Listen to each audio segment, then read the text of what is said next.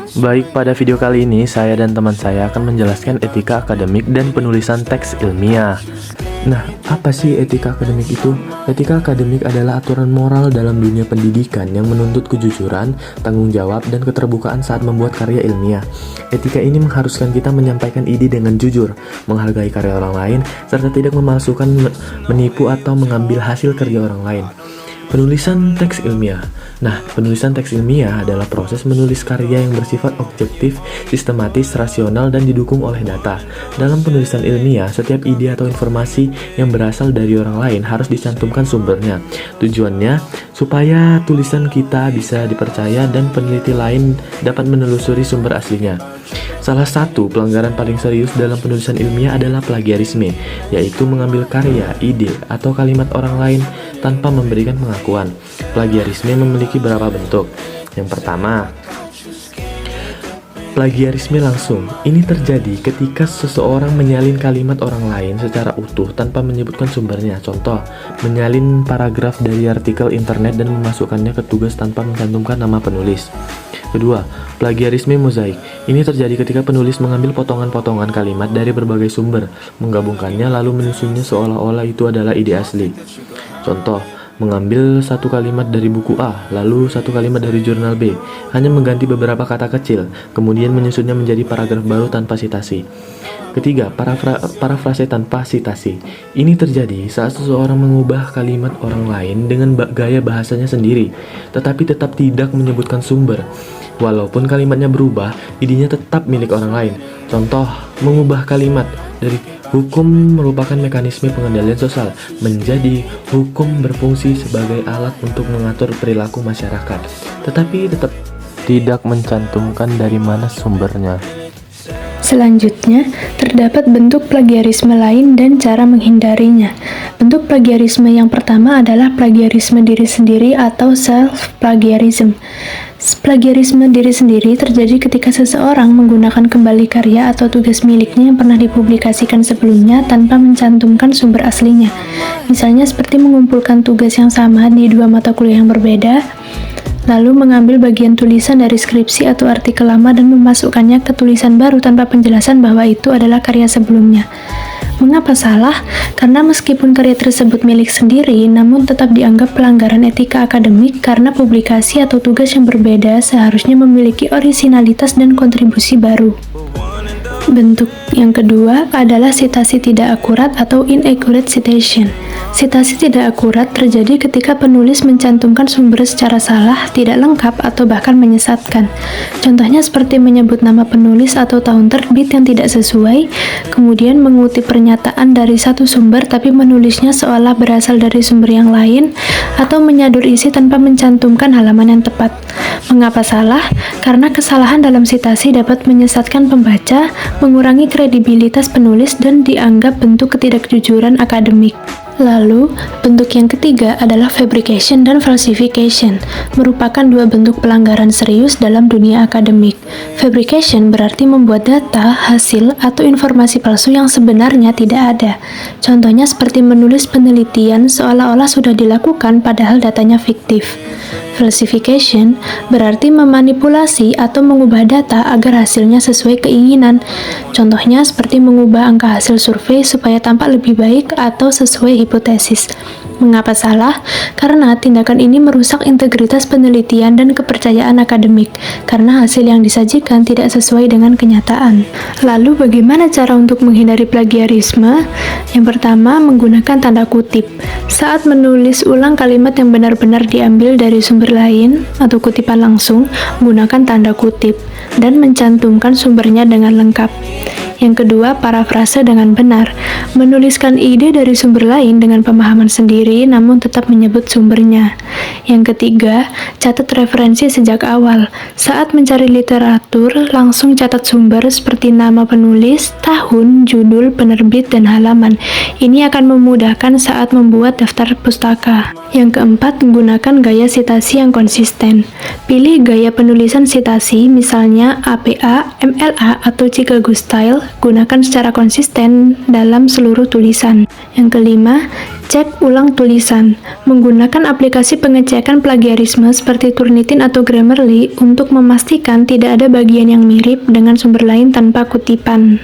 Prinsip utama dalam etika akademik adalah lebih baik berlebihan dalam mencantumkan sumber daripada tidak menyebut sama sekali, yang mana artinya jikalau ragu apakah suatu ide atau kalimat perlu disitasi, lebih baik tetap mencantumkannya. Tindakan ini menunjukkan kejujuran, menghormati hak cipta orang lain, dan menjaga integritas sebagai penulis atau peneliti. Tentang kutipan dan daftar pustaka. Pengertian dasar, kutipan adalah penanda sumber di teks, sedangkan daftar pustaka adalah daftar sumber lengkap. Kutipan itu untuk menunjukkan dari mana ide atau informasi kita itu diambil, sedangkan daftar pustaka atau dapus ini untuk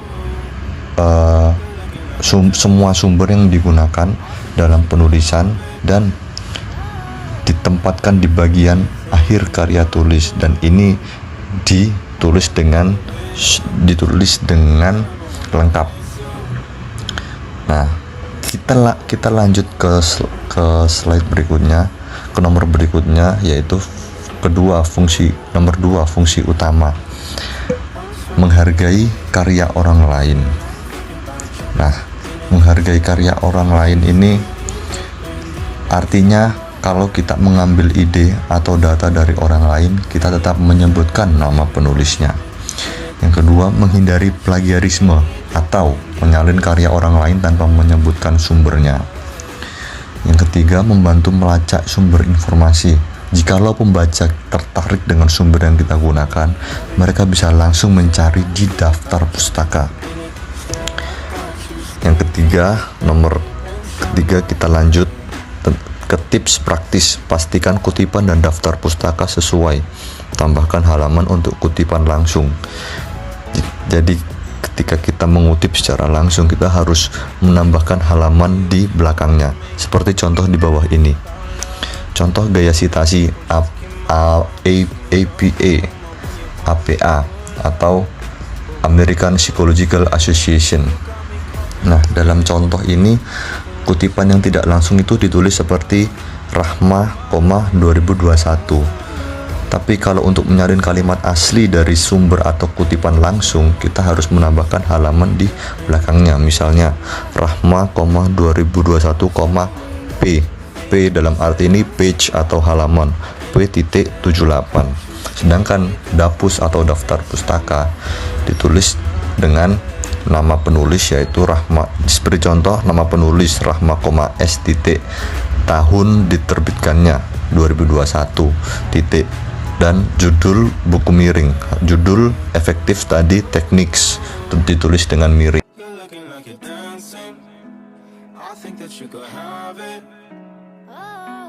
Teks ilmiah. Teks ilmiah adalah tulisan yang disusun berdasarkan hasil penelitian, pemikiran rasional, dan kajian teoritis yang dapat dipertanggungjawabkan secara ilmiah. Teks ini bertujuan menyampaikan informasi atau pengetahuan secara jelas, akurat, dan teruji kebenarannya. Ciri-ciri teks ilmiah ada 5. Yang pertama ialah bahasa formal dan objektif. Penggunaan bahasanya baku, lugas, dan tidak emosional. Tidak memuat opini pribadi yang bersifat subjektif, mengutamakan ketepatan istilah dan konsistensi konsep. Yang kedua ialah berdasarkan data. Seluruh pernyataan didukung oleh fakta, hasil penelitian statistik atau empiris, dan tidak memasukkan asumsi tanpa verifikasi. Data yang disajikan secara transparan dan dapat diuji ulang. Yang ketiga ialah memiliki sumber yang jelas. Setiap informasi atau teori yang digunakan harus mencantum referensi. Sumber berasal dari literatur yang kredibel seperti jurnal, buku ilmiah, atau laporan penelitian. Yang keempat ialah struktur logis. Umumnya teks ilmiah mengikuti struktur IMRAT, yaitu introduction, menjelaskan latar belakang, rumusan masalah, tujuan, dan ruang lingkup. Metode, menjelaskan secara penelitian dilakukan, instrumen, teknik analisis, dan prosedur. Result, menyajikan temuan penelitian secara jelas dan terukur. Pembahasan, menginterpretasi hasil, menghubungkannya dengan teori, serta memberi makna ilmiah. Yang kelima ialah sistematis. Informasi disusun dalam urutan yang teratur dan mengikuti alur berpikir ilmiah. Konsisten dalam penggunaan format, penomoran, tabel, dan grafik. Antar bagian saling berkaitan sehingga membentuk kesatuan yang utuh dan koheren.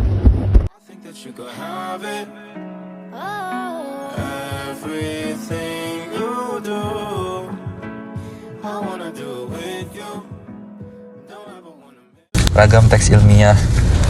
Yang pertama, artikel penelitian. Tulisan yang berisi hasil penelitian yang sudah diuji dengan metode tertentu sehingga informasinya bisa dipertanggungjawabkan. Kedua, tinjauan pusaka. Penjelasan yang merangkum teori dan penelitian sebelumnya untuk mendukung topik yang dibahas. Studi kasus. Studi kasus itu pembahasan mendalam tentang suatu kasus nyata untuk memahami masalah secara lebih detail.